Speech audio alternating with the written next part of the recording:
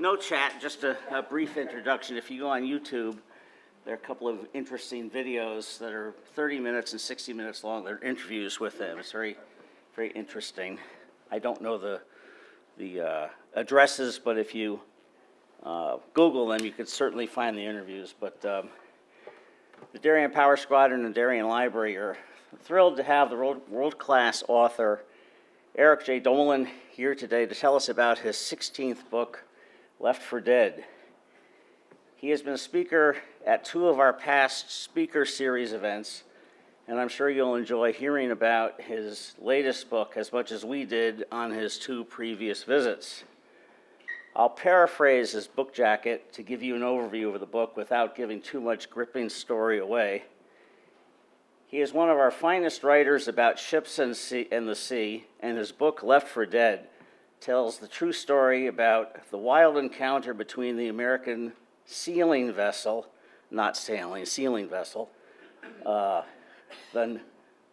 Nanina, commanded by Captain James Barnard, a shipwrecked British brig and crew from the vessel Isabella, and a British warship in the Falkland Islands during the War of 1812.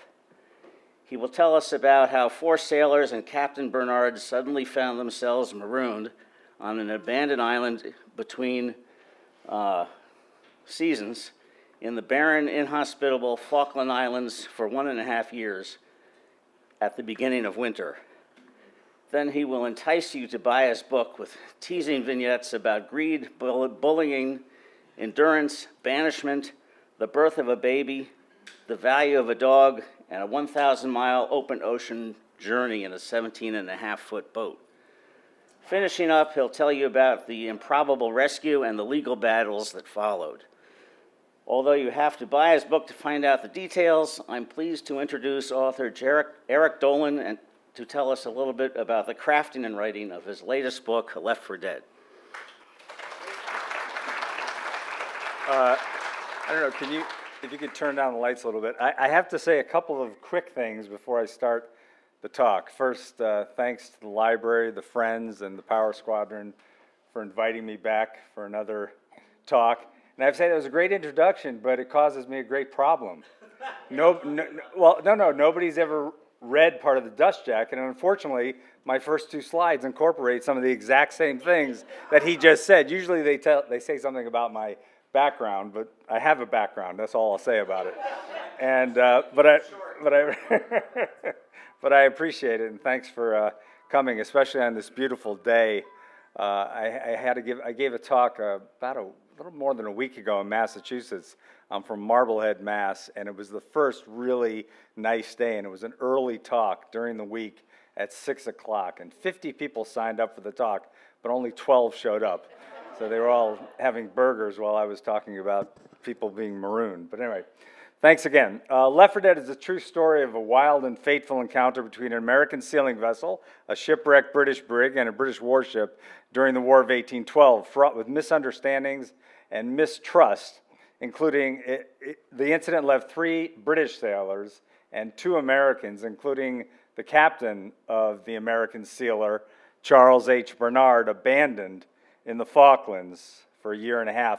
It's a tale involving the British and Americans meeting under the most stressful circumstances during a time of war, kindness and compassion, drunkenness, the birth of a child, treachery, greed, lying, a hostile takeover, stellar leadership, ingenuity, severe privation, the great value of a good dog, perseverance, endurance, threats, bullying, banishment, a perilous 1,000-mile open ocean journey in a 17.5-foot boat, an improbable rescue mission in a rickety ship, and legal battles over a dubious and disgraceful wartime prize. And yes, that is an actual sentence from my book.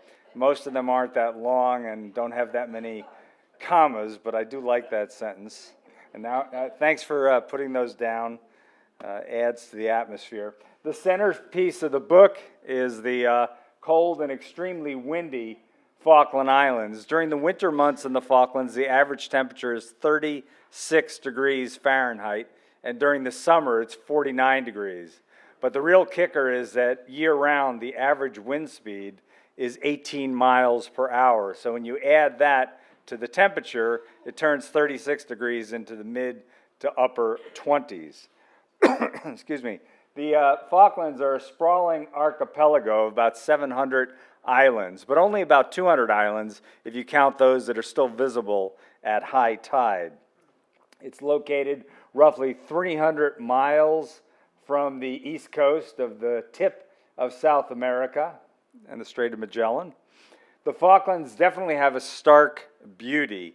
The rugged landscape is undeniably spectacular, and I have to say that most of the color images you're going to see here were taken by a photographer who grew up on New Island in the Falkland Islands, which is a major part of the book, New Island, Georgina Strange, and she's a wonderful photographer, and if you ever go down to the Falklands on an ecotourism or a photography jaunt or just want to visit, she leads expeditions where photographs are a big part of it, but she's really great. This image, if you could see it a little bit closer, you would understand what all that white stuff on the rocks is. It's bird guano from black-browed albatrosses. The Falklands has the largest concentration of black-browed albatrosses in the world, 700,000 pairs.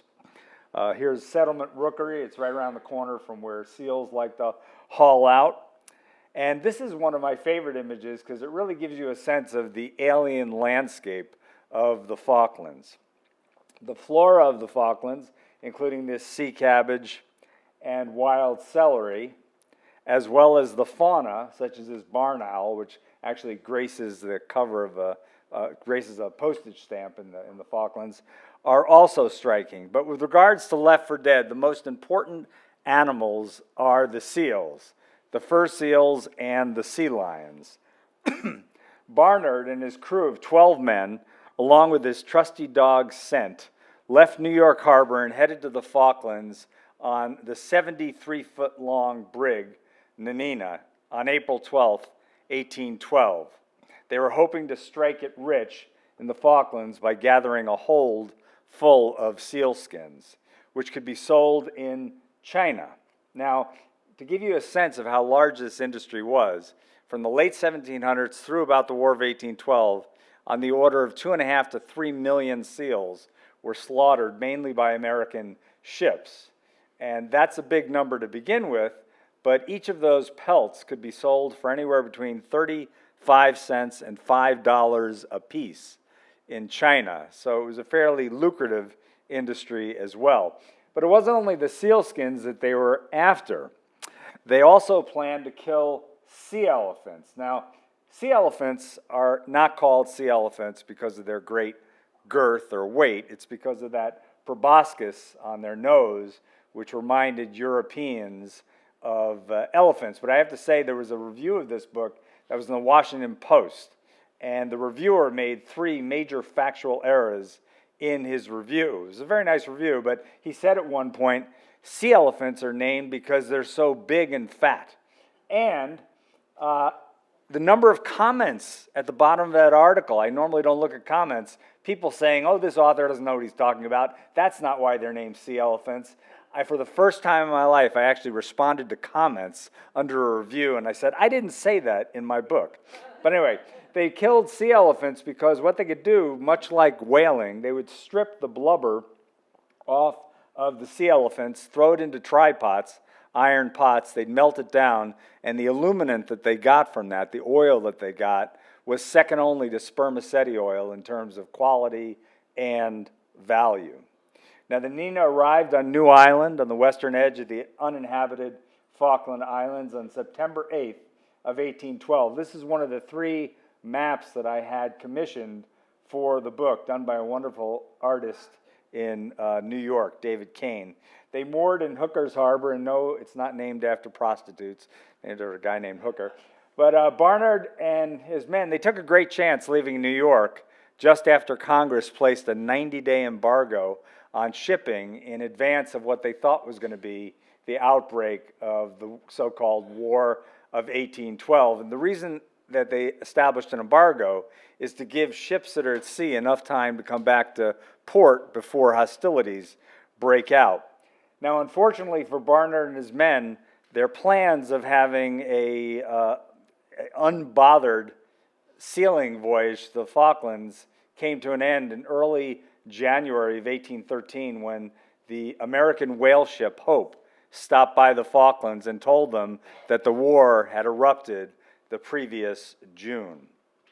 Now, the contract that Barnard had signed with the owners of the Nanina required him to immediately sail back to the nearest American port should war break out. But Barnard and his men decided they didn't want to do that. They wanted to stay in the Falklands for another year, continue sealing, because they figured if they went back now, they might be caught by a British warship, and wouldn't it be better to seal for another year, gather more valuable pelts, and then hopefully the war will be over by then. But they couldn't stay at New Island because it was frequented by British whale ships, which were often commissioned as privateers during war, and the Nanina was not well armed at all, so it would make for an easy mark. If one should, so what they did, oh, I forgot, this is going to work. The other day, the last two talks I gave, they didn't have a screen. They had television, and I learned something very interesting. I learned that if you have a television screen, a pointer doesn't work, but on a screen like this, it does.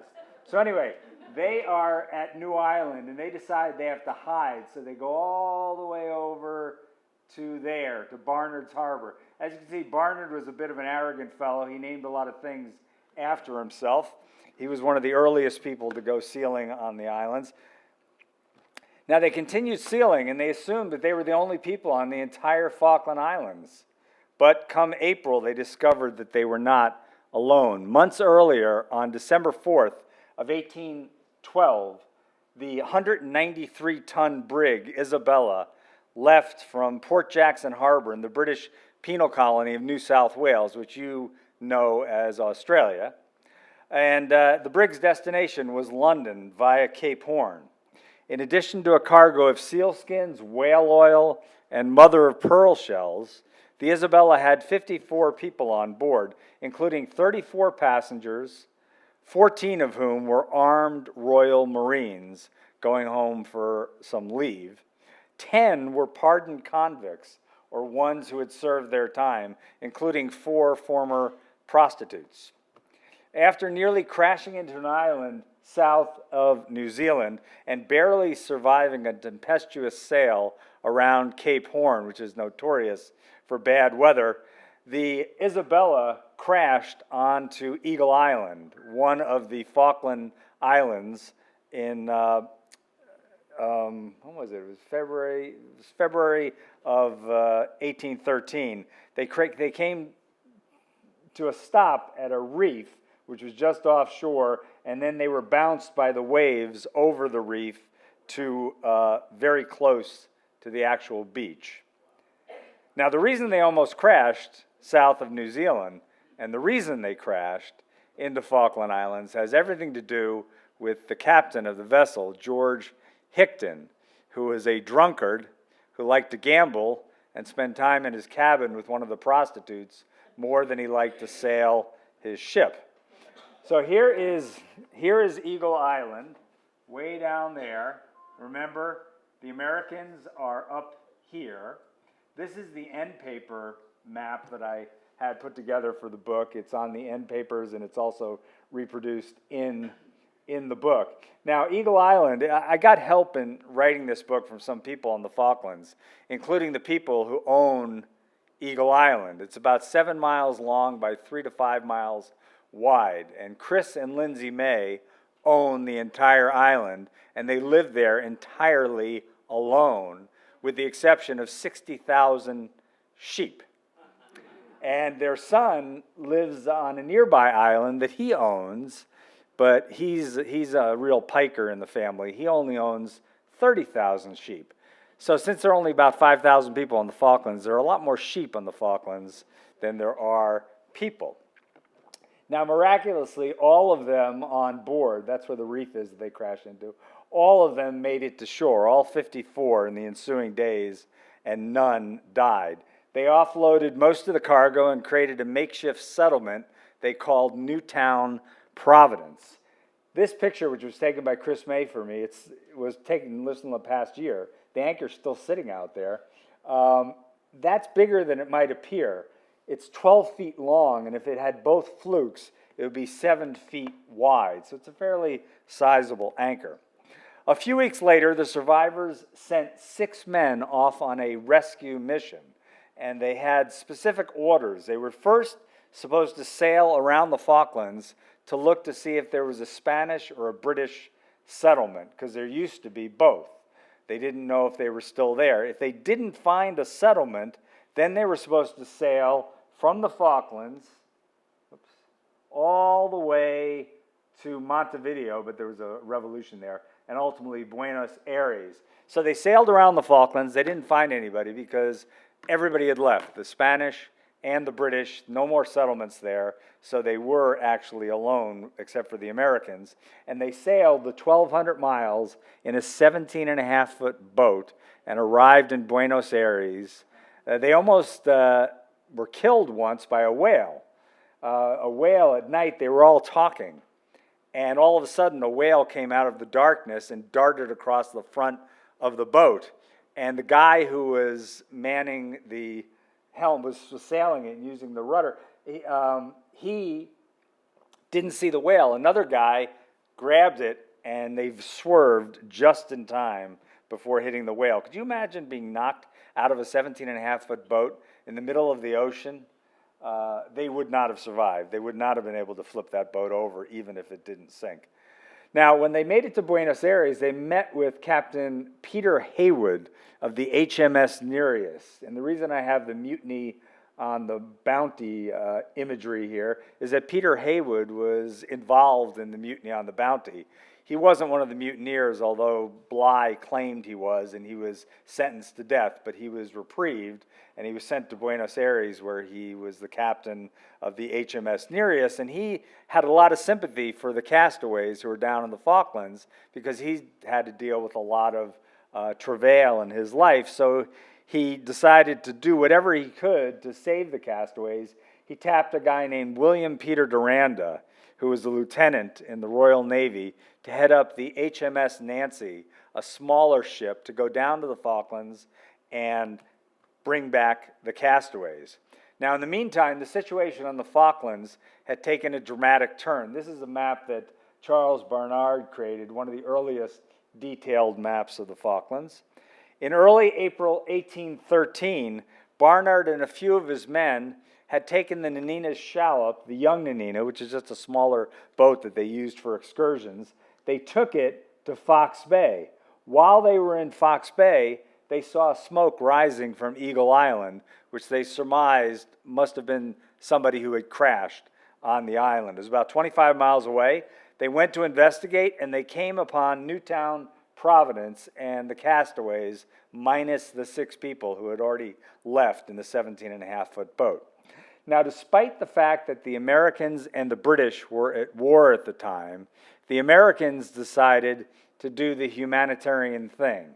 They offered to rescue all of the castaways, take them to South America, where they could catch a ship that would take them to London. In exchange, all that Barnard required is that the Americans be given all of the cargo and anything they could salvage from the Isabella. And he thought that was eminently fair, because by saving these castaways, they were foregoing the rest of what was turning out to be a profitable sealing voyage. Now, the castaways greatly outnumbered the American sealers and could have easily overpowered them and taken control. Remember, there were 14 armed Royal Marines among the British. But all of the British, except for one, a really nasty piece of work, which you can read about, agreed to this magnanimous, noble deal that the Americans offered, even after they discovered that the United States and Great Britain were at war.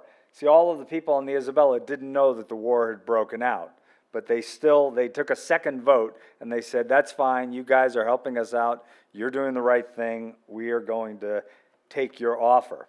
So leaving some of his men behind to help the castaways gather the Isabella's cargo and ready it to be transferred to the Nina, Barnard took a few of his men, and 22 of the British back to Barnard's harbor. It was a difficult voyage because they wanted to sail around Cape Meredith and Cape Orford, but this was this is very bad weather right there, and this was called, as Barnard called it, an iron-bound coast. So there was essentially no place to really land the shallop should they run into trouble. So what they couldn't make it around there, so they stopped right here, and half of the people, or more than half the people, got off and they hiked all the way over to Barnard's harbor. When they got there, Barnard got a couple of his men who were better at handling a ship, and they went back around and took the rest of the people around. So everybody was now in Barnard's harbor getting the Nanina ready, and this is May 3rd of 1813. Now at that very moment, when they're over here, guess who arrives in the Falklands? William Peter Duranda and the HMS Nancy arrives at Eagle Island, and that arrival dramatically altered the Americans' and the Britons' plans. So Duranda, he immediately tossed aside this agreement that the Americans had made with the British. He said, I don't care if they were doing the right thing, it's war. And the Nanina and the young Nanina are going to be prizes of war, and all the Americans are going to be prisoners of war. Now, a lot of the British castaways thought this was horrific behavior given how well the Americans had treated them and what they had promised to do for them, but not one of the British castaways stood up against Duranda. So Duranda was waiting for the Nanina, but first to come back was the young Nanina with a small number of people. It arrived on Eagle Island on May 16th, whereupon Duranda took it as a prize, and the men on board were made prisoners of war. As the days turned into weeks and the bad weather continued, Duranda feared the worst. He thought his ship, his prize, the Nanina, had sunk. Well, it hadn't sunk, but something quite troubling had occurred. Atrocious weather and adverse winds had kept the Nanina from heading to Eagle Island for weeks on end. Instead, it forced Barnard, remember he's coming from over in Barnard's harbor, it forced him to go over to New Island and pull the ship into Ship Harbor or Coffin Harbor. On June 3rd, with the storm showing no sign of letting up, Barnard came to a decision. He thought it foolish to risk pressing on in such bad weather. To that end, he recommended to Captain Robert Dury here, who was the guy who was in charge of the Royal Marines, he recommended that they move the Nanina to a more protected alcove or harbor and wait for the weather to change before proceeding on to Eagle Island. Dury agreed that was the prudent course, and when this plan was presented to all on board, they assented with a few exceptions, and they moved the ship from Ship Harbor over here to this more protected Hooker's Harbor and put out 3 anchors to try to keep them in place. Just over a week later, during a break in the weather, Charles proposed using a small boat like this one that was on the Nanina to go to a neighboring island, Beaver Island, which has no beaver on it, but to go there to catch hogs and birds to replenish the provisions of all the people who had readied the Nanina to leave the Falklands. They were fast running out of water. So minutes after proposing this hunting trip, all of the British came forward and demanded that Barnard proceed immediately to Eagle Island. He told them to calm down, let me go to Beaver Island real quickly, we'll get food, and then we'll proceed to Eagle Island right away, and the British dropped their demand. Thinking that things were under control, Barnard asked for volunteers to come on his hunting voyage, and 1 American and 3 British sailors stepped forward. They left for Beaver Island, which you can see right beneath New Island. They left on June 11th. On June 13th, just 2 days later, the British renewed their demand that the Nanina set sail without delay, now that the fair weather had returned. Barnard's father was on board, Valentine Barnard. 63-year-old man. You'll have to read why a 63-year-old man who had 2 hernias and was being held together by multiple trusses decided to go on this voyage. But he was there, and he got really upset at this proposal on the part of the British. He said, let's just wait until the hunting party gets back. They'll be here any day. Then we can go to Eagle Island.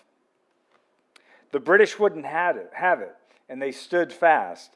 Growing more alarmed, Valentine appealed to Captain Dury to intervene.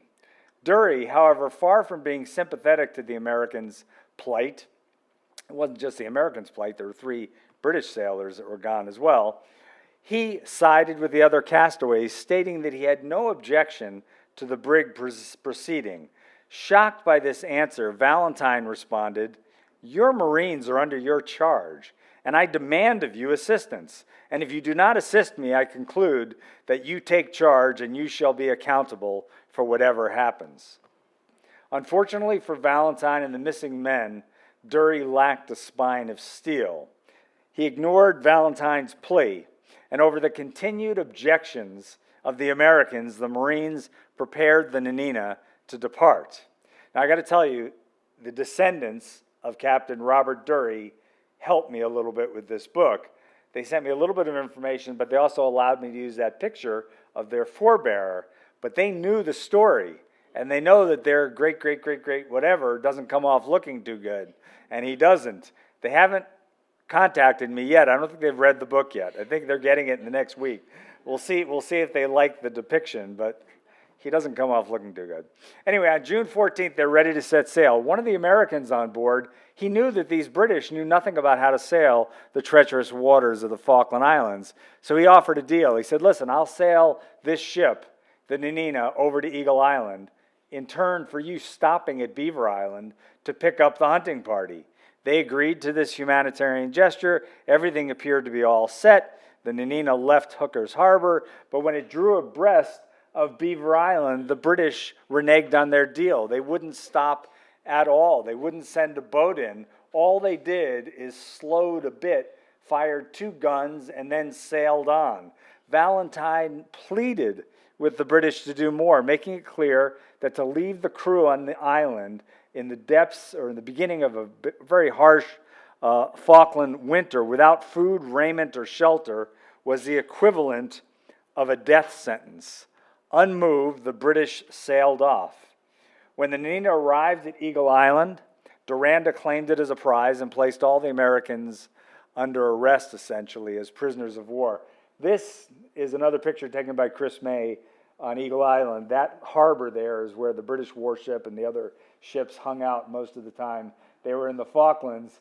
It's pretty barren and flat. This whole island, the highest location is only 150 feet.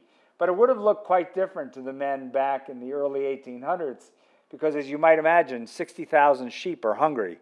They love tussock grass and the grass, so they keep the entire island mowed in effect. There would have been much larger tufts of grass and growing all about. Now, the most plausible explanation for Duranda's decision to take the Nanina and the young Nanina as prizes and make the Americans prisoners of war is that he was motivated purely by the glory of capturing a prize during wartime. Because if you've read my last book, Rebels at Sea, you'll know all about when you capture a prize during a time of war, even if you're a military ship, and it's proven to be a valid prize, meaning that you took it legally under the terms of conflict, you would get to split with the people on your ship the proceeds from selling the ship and selling all of the cargo. So Duranda saw money signs in his mind. In the coming weeks, the Americans begged Duranda to send out a rescue mission to pick up the hunting party, but he kept refusing. Finally, when he did send a small expedition in a boat, just 3 men, instead of going the 80 or so miles all the way to Beaver Island, where the hunting party was last known to be, that rescue mission only went the 20 or so miles across Falkland Sound to Fox Bay and then came back. So on July 27th, exactly 170 days after the Isabella slammed ashore and 44 days since the 5-man hunting party had been abandoned, the Nancy and the Nina left the Falkland Islands. Now, soon after they left, the Nanina had towing behind on a rope the young Nanina, but it was bad weather, the rope severed, the young Nanina went off into oblivion, was never seen again. Fortunately, no people were on board, just cargo. So the passengers and crew of the two vessels that are left, the Nancy and the Nina, could only imagine what had happened to the hunting party. But what they imagined was almost certainly not as dramatic as what actually occurred. The hunt on Beaver Island, and I don't know which kind of hog they had. The hogs that were there were not endemic, were not natives to the Falklands. There's only one mammal that was native to the Falklands. It was a fox, or called the wara, that was extinct by 1863. But mariners who went to the Falklands in years earlier would drop off a couple of hogs here and there, hoping that they would mate and form a population that people could draw upon in later years, and that's exactly what happened. So the hunt on Beaver Island went great. They killed a bunch of hogs, they killed a bunch of geese, and they were ready to go back, and on June 14th, late in the day, probably around 8 or 9 o'clock at night, they were greeted with an alarming sight. The Nanina was gone. A frantic search the next morning at dawn turned up nothing. Refusing to believe that they had been barbarously deserted, Barnard seized on another explanation. The Nanina and her crew must have gone to Beaver Island, but they went to the opposite side of the island for where the hunting party was. So their hopes rekindled, they pushed their small boat into the water and sailed back to Beaver Island, going to the opposite side from which they had formerly been hunting. When they entered the harbor, as Barnard later recalled, they experienced the almost insupportable anguish of neither finding the brig nor discovering any trace that she had been there. They had been cruelly abandoned at the beginning of a Falklands winter, with little to sustain them and absolutely no explanation of why they had been left in such a horrendous predicament. On June 15th, the men latched on to one final hope. The Nanina must have gone to Eagle Island, which, keep in mind, is almost 90 miles away. On this slender reed, Charles and the others placed their faith. For more than a month, they sailed around trying to get back. They were up here, and Beaver Island, they were down. They went back and forth, and then they were Beaver Island. They wanted to get over here. For the first month, they sailed around. They got hopelessly lost. They ended up here. They came back down. They went back to Swan Island here. They were in really bad shape. They made a little camp. They waited a couple of days. They said, okay, we're going to try once more. Their idea originally had been to go down here to McConkling's Lagoon, go to the head of the lagoon, then pull their boat over this land, go into this harbor, and come out here so they could avoid the iron-bound coast. Well, they made it as far as McConkling's lagoon, but they were so emaciated, and there was snow on the ground, it was cold, and they were so weak that they went back to Swan Island, and their future, they didn't know what their future was going to be. But in the meantime, the Nancy and the Nina had left Eagle Island. They split up. The Nancy went to Buenos Aires, and then Duranda made his way to Rio de Janeiro, where the Nanina was waiting for him. In Rio, British Rear Admiral, Sir Manly Dixon, I always thought that was a great name for an admiral, Manly Dixon, met with the Duranda and the Americans, and decided that a great injustice had occurred. Duranda, he argued, should never have claimed the Nanina as a prize, and the Americans should not have been made prisoners of war. The Americans had acted nobly, agreeing to save the castaways, and he was greatly troubled by the way in which the Americans were treated and the disgraceful act of leaving behind the hunting party.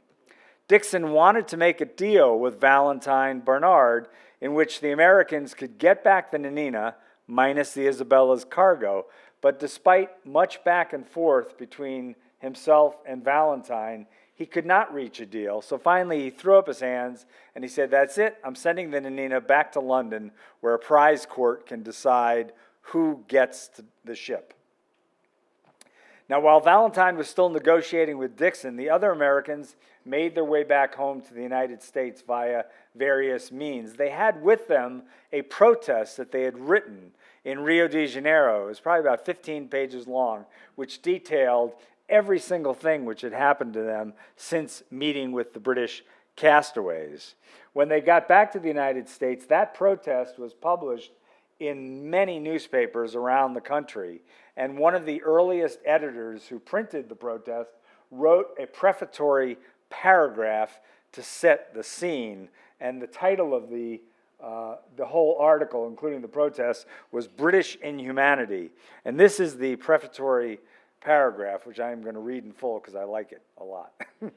We request the attention of the reader to the following account of the almost unparalleled ingratitude and treachery of the crew of a British ship to the crew of an American vessel, the latter having saved the lives of the former, whose vessel had been wrecked. And they, in return for this humane act, seized and made prize of the vessel and property of their preservers. Were it not that such a nation as Britain existed, this act of treachery might be correctly styled unparalleled. But British history is full of incidents of such black ingratitude. Such conduct, even in our enemy, cannot fail to call forth the indignant feelings of every American who has a drop of patriotic blood flowing in his veins. Now, this is still while the war is raging. And I apologize to any of you who are British currently or recently came over the pond. Anyway, when the owners of the Nina found out what had happened, there was little they could do. The war's still going on. They couldn't send a rescue mission, which would be very expensive and of dubious success because of British warships prowling the waters. And they couldn't go to England to argue their side of the case. Now, they had no idea. Barnard's family, the other men's families, and the owners of the Nina had absolutely no idea what had happened back on the Falklands with the hunting party. If they had known, they would have been amazed and impressed. The men of the hunting party survived on their own from June 12, 1813 through November 25th, 1814, a total of 534 days, most of the time living on New Island. They made clothes out of sealskins and shoes out of sealskins. Barnard had one pair of clothes when he was on went with the hunting party, and the other men only had one pair. And those are his clothes underneath the sealskin. He had these striped pantaloons, sort of. Anyway, they made out of sealskins. They subsisted mainly on a diet of hogs, geese, seals, native plants, potatoes and albatross, eggs, and penguin eggs. Now, fortunately for them, in the early 1800s, people were not concerned about cholesterol because they ate a huge number of eggs. I have no idea what a penguin or an albatross egg tastes like, but they're pretty big, and they ate a lot of them. They built a rudimentary hut. It certainly didn't look this good, out of sod, driftwood, sealskins, and the ribs of whales. To cook and stay warm, they burned vines, driftwood, and the peat underlying the dense growths of tussock grass. Now that's tussock grass in the foreground. Keep in mind that sheep love tussock grass.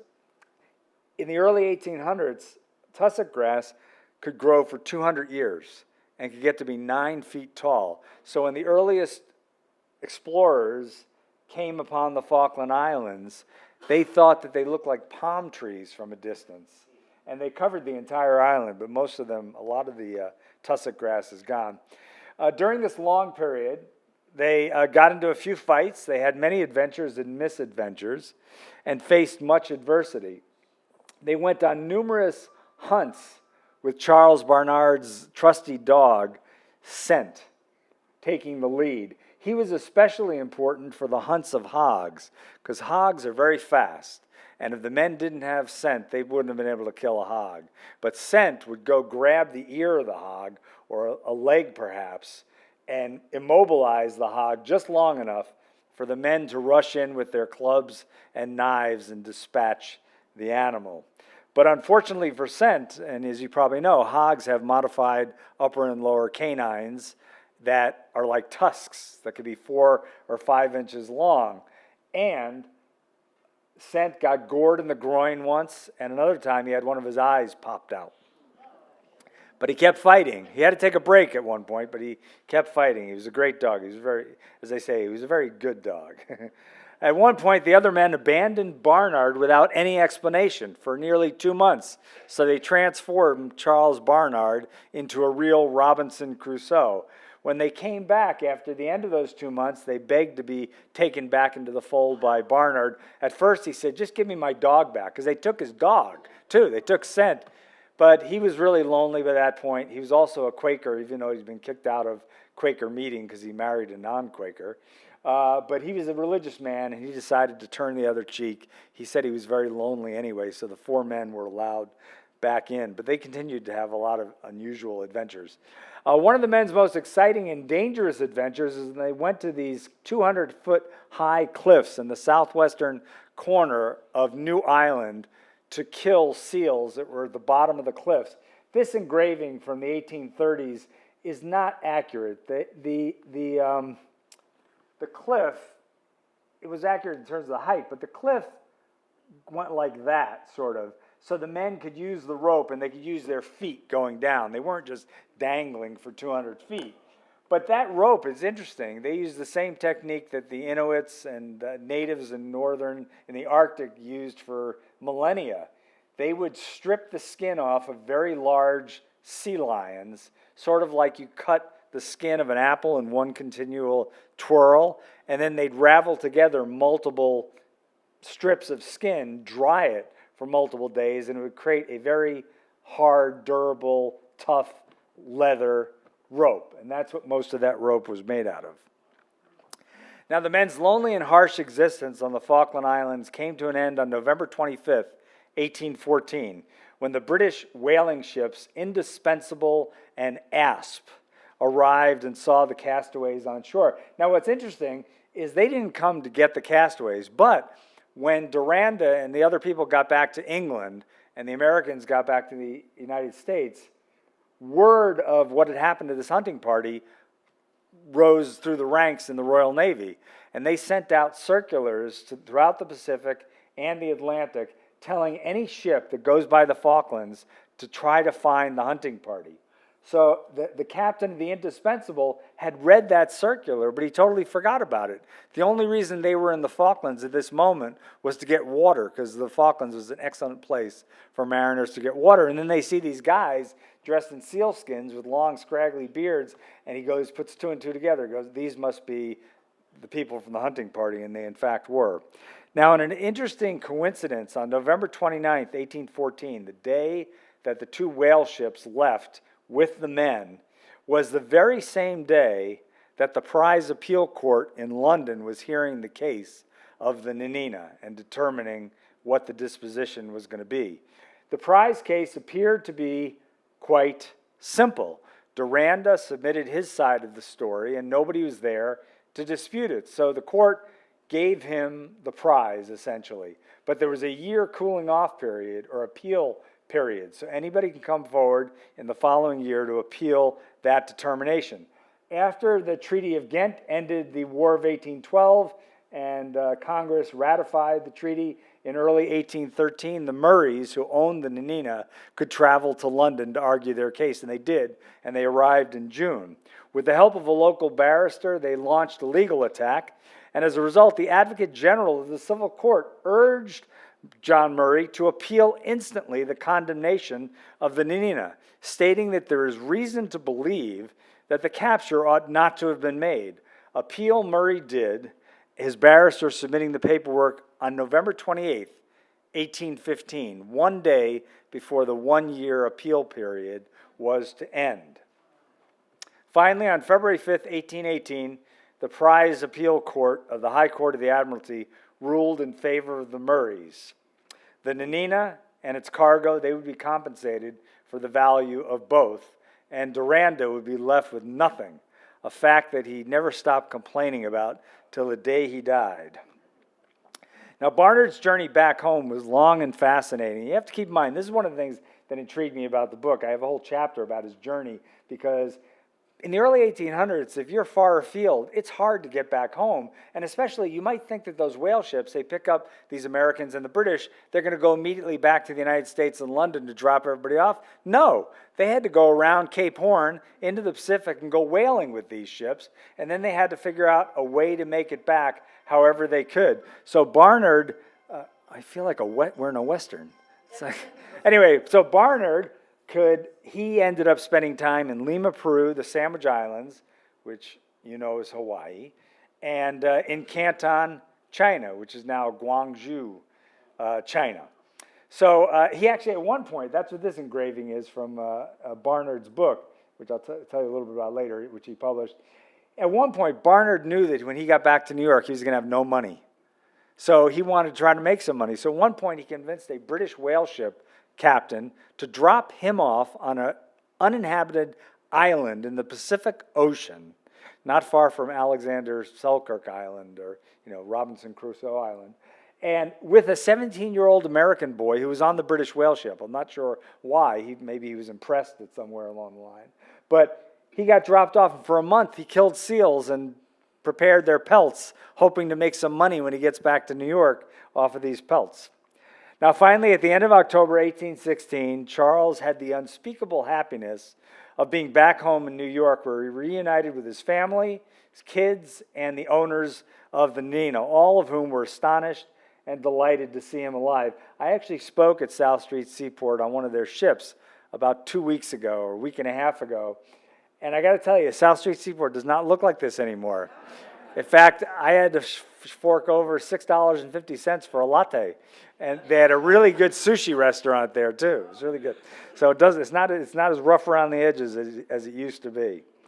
Now, the rest of Barnard's life was not particularly noteworthy. It included stints as the warden of the harbor of New York, and he was also the captain of a lightship off of Sandy Hook, New Jersey. And if you don't know what a lightship is, it's essentially a lighthouse on a ship.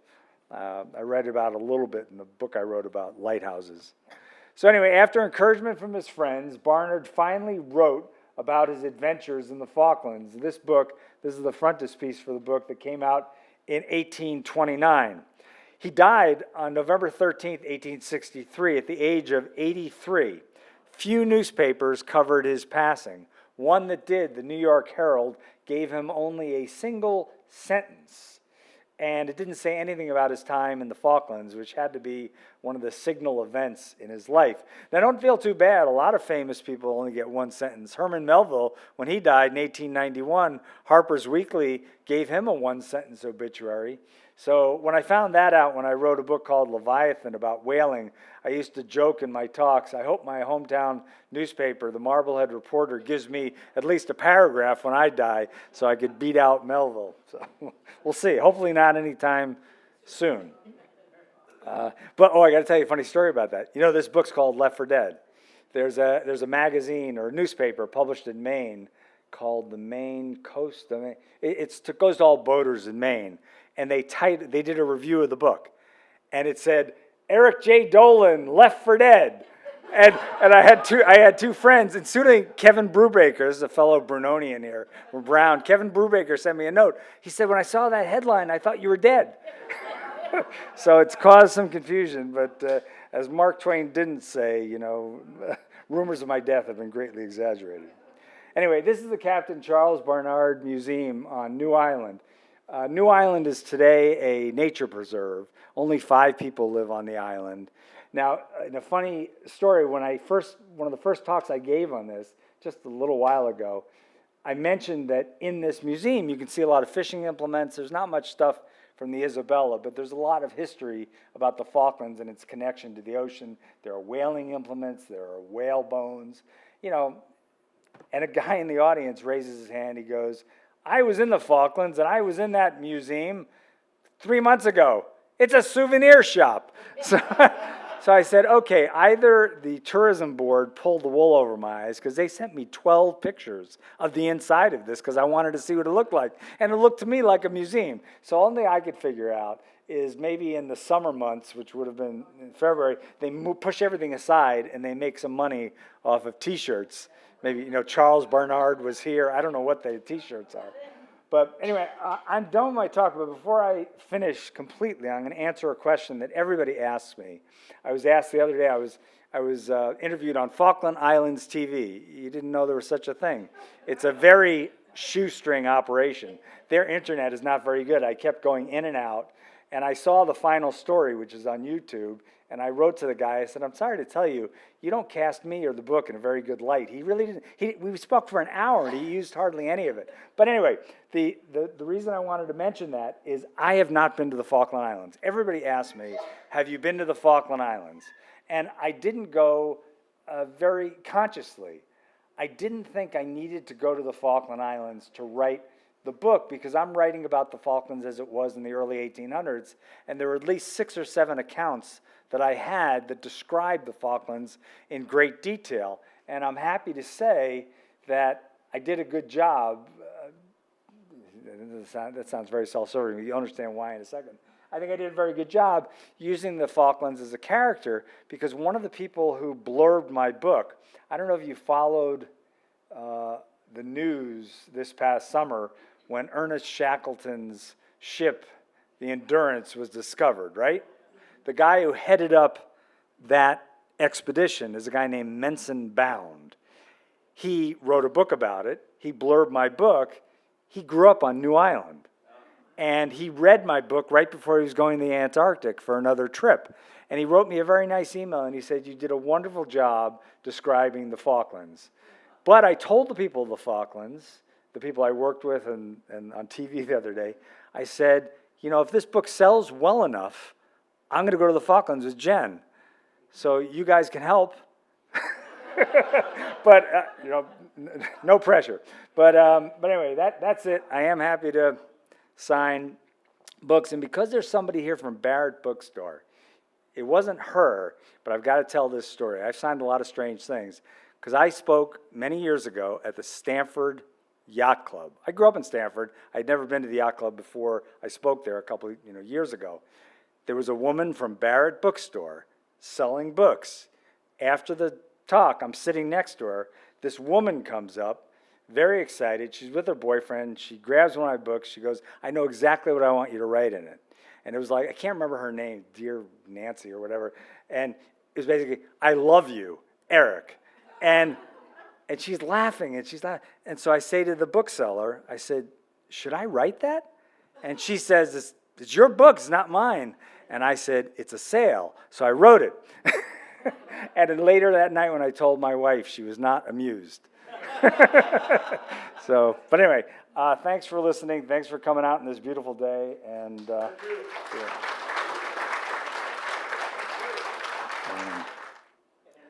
no, I mean, well, not only were there still 14 armed Marines still among the castaways, which the Americans only, when they were full strength, there were only 13 of them. They couldn't have done it. But Duranda had something like 50 men under his command. It had a lot of men under his command. So, no, the Americans didn't have a chance. And all they had for weapons is they had 1 or 2 pistols, basically, and maybe a cutlass or 2. They didn't have any cannons, no swivel guns. They were purely a sealing venture. Yeah, good question. They had to decide whether to creep up the coast, like you're saying, or go straight shot. They liked the idea of going along the coast, but they were worried about 2 things. If the winds were adverse, they would crash into the shore, and there were a lot of Spaniards up and down the coast which had a history of attacking people who wrecked. So they knew that was a possibility. They figured it would be better, their luck would be better if they had a lot of ocean room to maneuver and they weren't too close to the coast. So that's why. Yeah. Oh, long and sordid history. No, I wanted to be Jacques Cousteau. I grew up in Stamford, Connecticut most of the time, Roslyn, Long Island as well, near the Long Island Sound. I wanted to be Jacques Cousteau. My dad was a physicist. I love science. I used to read Scientific American, not comic books for fun. And when I went to high school, I actually wrote a 150-page paper when I was a senior in high school on the mollusks of Long Island Sound, 2 chapters of which were published in a malacological journal. When I went to Brown University undergrad, I was a biology major, but then I quickly discovered that I'm not very good at hard science, physics, chemistry, and that kind of stuff, and I didn't like lab work. I liked reading about marine biology. I didn't think I'd be very good doing it, so I shifted to environmental policy. That's what I got, a biology degree in environmental policy. But then I wanted to be a professor of environmental policy. So I had a lot of different jobs. I went and got a master's up the road, down the road, Yale. We're in Connecticut. Oh, good. I went to Yale School of Forestry. Now it's the Yale School of Environmental Management, I think. And then I went and got a PhD at MIT, thinking that I wanted to teach. But by the time I finished my PhD, I had it knocked out of me. I mean, no offense to MIT, I didn't have the greatest time there, but I didn't like academic politics. But more importantly, I was writing a lot by then, and I knew that the kind of writing I would have to do to get tenure at a university, which is what all professors want to do, I wouldn't be very good at it, hypothesis testing and that kind of stuff. So I didn't apply for a single teaching job, and then I had all jobs all over the board. I worked for the Environmental Protection Agency, the National Transportation Safety Board, the National Wildlife Federation, Booz Allen and Hamilton, which I think is now Booz Allen. I worked in London for 3 months on the Channel Tunnel doing consulting. I mean, I couldn't keep a job. I worked at the Harvard Museum of Comparative Zoology, all over the place. But I was always writing on the side, either on my own op-eds. I actually had a couple of op-eds published in the New York Times, the Connecticut section of the New York Times, which I don't think is around anymore, and the Hartford Courant and the New Haven Register. I'm trying to get all the Connecticut connections in here. And I was always writing, and I enjoyed it. And at the end of the 1990s, I said to my wife, Jennifer, I'd like to be a writer. And she's very supportive. She has a grandfather who was a very famous writer. And but he didn't have a success till he was 59, and he struggled for a long time. So she was familiar with that lifestyle. She was very supportive, and she said, fine, you've got to put aside a year's worth of your salary before you quit your job. So from 1999 to 2007, I continued writing books and saving money, and one night in the summer of 2007, we're watching that TV show House, you know, the wacko doctor that solves everything. I know, I love it, Hugh Laurie. Anyway, we're watching that, and during commercial, Jen turns to me and she goes, you can quit your job. I said, what? Because she handles all the money in our family. I'm not good at it. And she goes, you put aside, she set up a special account for me. You put aside the money, you can quit your job, and it took me 3 weeks before I worked up the nerve to quit my job, because that was a regular paycheck. And I quit my job, and it's worked out so far, but I'm going to give 100% credit to my wife, because she's been supportive emotionally and financially, but she also has always earned a lot more money than me. So it's easier. I wanted to live a certain lifestyle. I wanted to send my kids to college and that kind of stuff. So it's all worked out so far. And that money that I put aside, we haven't touched it. It's still sitting in that little account. So my wife's waiting for me to fall on my face, and then we'll have to drop. But I'm getting so old that I'm near retirement. So, but anyway. That's a long answer to a short question, but I always liked writing, and I loved history for some reason, and writing about maritime issues allows me to combine history with a little bit of my biology background. So that's how I did it. Oh, I'll just tell you one or two. Well, like Whaling book, we moved to Marblehead, Mass. I just finished a book, an extract from my PhD dissertation, which was on the role of the courts in the cleanup of Boston Harbor. So I stripped out all the hypothesis, political science, and I wrote a book on the history of Boston Harbor, basically, that got published. And I was looking for another book to write, and we had a shaker box in the house that was given to us by a friend of the family's. It's a big, one of those big, round shaker boxes, but it's painted with a whaling scene, sperm whales being killed. And I looked at it and I said, oh, I'm in New England. Whaling's big. And, Herman Melville, I remember that. I had to read Moby Dick when I was in school. So I thought that was a good idea, and I needed a literary agent too. So those two things combined, I got recommendations for some literary agents. I sent a letter to one of them, and I sent a copy of one of my old books because I knew that he loved nature, and I wrote a book called The Smithsonian Book of National Wildlife Refuges, which is totally I guess you can get it in paperback. Gorgeous book, 200 color pictures, coffee table book. I sent that to him with a one-page letter saying I want to write a book about whaling, and I'd like to be represented. And we got on a phone call, and I said, will you represent me? He goes, no, you don't have anything to represent. You have a one-sentence idea. I said, please, it would mean a lot to me if you represented me. And I harangued him, I guess, for a little bit. And finally, at the end, he goes, okay, I'm going to send you a contract. It means absolutely nothing. You have nothing to, it took me a year to write the proposal for that book. So that's how I came up with that idea of the book. For this book, it was, I was looking around for an idea, and there's a book I know that came out in the 1970s, which is a compilation of shipwrecks and disasters from the 1500s to the 1800s. And each one has about a paragraph description. And I was flipping through it, and I was saying, oh, I know that. Oh, that's the ramming of the whale ship Essex, which Nat Philbrook wrote about. This is that, Skeletons of the Sahara, all these different books. I said, because a lot of other authors, I think, use this book. And then I came upon a paragraph that said something about this guy, sealing captain, Charles Barnard, being marooned on the Falkland Islands. I said, that's interesting. So I started reading, and the more I read, I got convinced it was a good idea. But usually I just bounce around. I take, sometimes I get the idea for a book from the book I'm currently writing. But if you have any great ideas, just send them to me through my website. I'll take total credit for them. No, I don't know. I'm working on another book now, which is another shipwreck. I'm sort of staying in this vein. Totally different. It's in a different ocean, Pacific. 20 years later, a lot of people die in this one. And they're natives. There are local natives that are sort of in the Stone Age, and then it's a story of East versus West, and cultural clash, and the U.S. Navy is involved. So after that, I don't know. I'd love to someday. It's really I get so annoyed that so many people have written so many good books. Because like I wanted to write a book about John Adams, but David McCullough got to it. I want to write a book.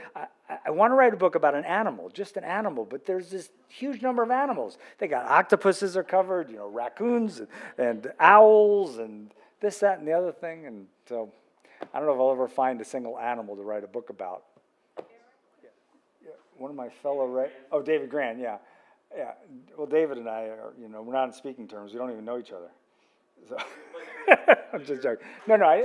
Yeah, I don't think Martin Scorsese is going to go in for a second kind of movie like that. But to answer your question, yes, I've actually had my whaling book was optioned for a TV series once. I earned a little bit of money for that, but then it expired. They never did it. COVID came. I don't know if they'll ever get back to it. And my China book was once almost optioned by those people, Merchant and Ivory, I think their name is. But so I don't have good luck. A lot of my books cover too many people, too many things. But this one, every single person that's interviewed me, all the radio interviews, people I've given book talks, everybody says who's read this, it needs to be made into a movie. I have not been approached. My agent hasn't been approached. He did send it to somebody in Hollywood. My agent happens to represent some very big people, unlike me. And he sold movies to Hollywood. Like, for example, he sold all of Philip K. Dick's early movies, Minority, Paycheck, Blade Runner. He represents Delia Owens, where the Crawdads sing, so he sold that. He's very familiar with Hollywood. But he says this David Grant thing either might work against me or for me. Who knows? He did get a feedback from one guy who buys books in Hollywood. He said the problem with this kind of book is period pieces like this. People are shying away from it. It's very expensive, like Master and Commander. So it's very expensive. But I offered to act in it, and I'll take a cut fee. But I'll let you know. I mean, the book only came out 3 weeks ago. I know my agent just sold a book to Johnny Depp, a book that came out 24 years ago. So there's always hope springs eternal. I think it would make a wonderful movie. If any of you own a studio, come talk to me. But whether it happens or it's out of my control.